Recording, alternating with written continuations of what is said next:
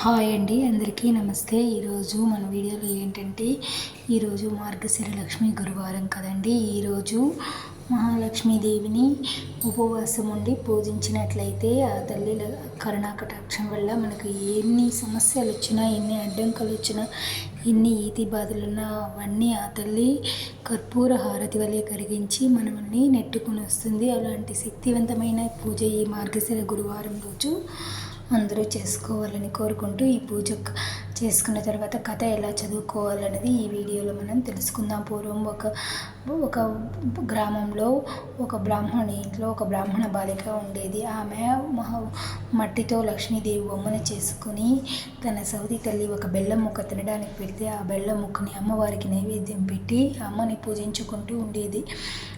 సవతి తల్లి కాబట్టి తనని కొడుతూ తిడుతూ అన్నం పెట్టకుండా చూసేది ఆ బిడ్డని. అప్పుడు ఆ బిడ్డ కొన్ని రోజులకు యుక్త వయసు రాగానే ఆమెకు పెళ్లి చేస్తాడు. ఆ బిడ్డ అత్తారింటికి వెళుతూ ఆ బొమ్మను కూడా అయితే తీసుకువెళ్ళిపోతుంది.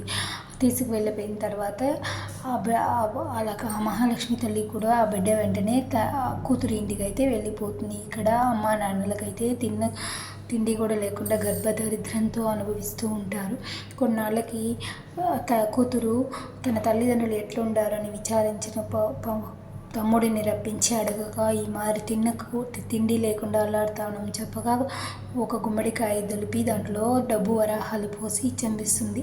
వాళ్ళ దురదృష్టవంతుల చేత ఆ లక్ష్మీ కటాక్షం వాళ్ళ మీద లేకపోవట చేత ఆ గుమ్మడికాయని గట్టు మీద పెట్టి నీళ్లు తాగే లోపల ఒక కోమటి ఆ గుమ్మడికాయని అయితే ఎత్తుకొని పుడుస్తాడు.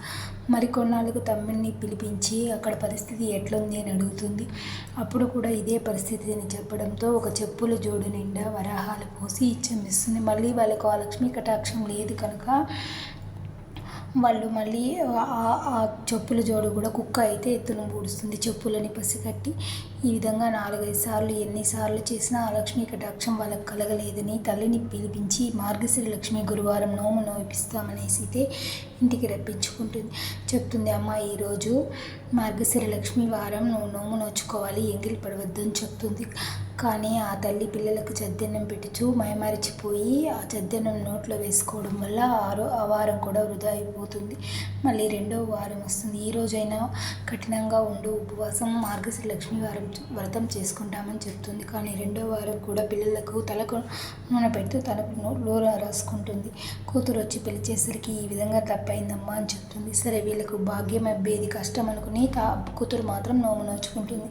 3వ వారం కూడా అదే విధంగా అయితే ఒక గోతిలతో పెట్టి నువ్వు ఇక్కడే ఉండని చెప్పేందుకు అక్కడున్న పిల్లలు అరటి పండు తిని తొక్కలు వేస్తే ఆ తల్లి దురదృష్టవంతురాల చేత ఆ తొక్కలు తిని ఇంగిలిపడి ఆ వ్రతాన్ని నోచుకోలేకుండా పోతుంది. 4వ వారం కూడా ఇదే విధంగా వృధా చేస్తుంది.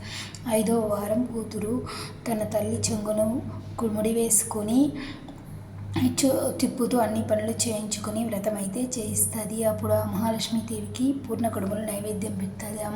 అప్పుడు ఆ బిడ్డ కూతురు అడుగుతుంది, అమ్మ ఎందుకు నేను పెట్టినప్పుడు మాత్రం స్వీకరిస్తున్నావు, అమ్మ పెట్టినప్పుడు స్వీకరించలేదంటే నిన్ను చీపురుతో కొట్టింది కాబట్టి నేను స్వీకరించలేదు, వాళ్ళ తప్పులు క్షమించి వాళ్ళకు భాగ్యం అబ్బేలా చూడమ్మా అంటే ఆ తల్లి కరుణా కటాక్షం వల్ల ఆ రోజు నుంచి వాళ్ళు లక్ష్మీ కటాక్షంతో కలకలలాడుతూ ఉంటారు. కాబట్టి ఈ మాసంలో ఎంగిలి పడకుండా తలకు నూనె రాసుకోకుండా కఠిన నియమాలతో అయితే ఈ వ్రతం చేసుకుంటే అలాంటి వాళ్ళకు ఎటువంటి కష్టాలున్నా ఆపదలున్నా తొలగిపోయి ఆ లక్ష్మీ కటాక్షంతో ఆ గృహం కలకలలాడుతూ ఉంటుంది. ఈ వీడియో నచ్చిందని అనుకుంటాను మీకు అందరికీ. మరి ఈ వీడియో నచ్చితే మీ ఫ్రెండ్స్కి రిలేటివ్స్కి అందరికీ షేర్ చేయండి. ఈ వీడియో నచ్చిన లైక్ చేసి సబ్స్క్రైబ్ చేసుకోండి. Thank you for watching.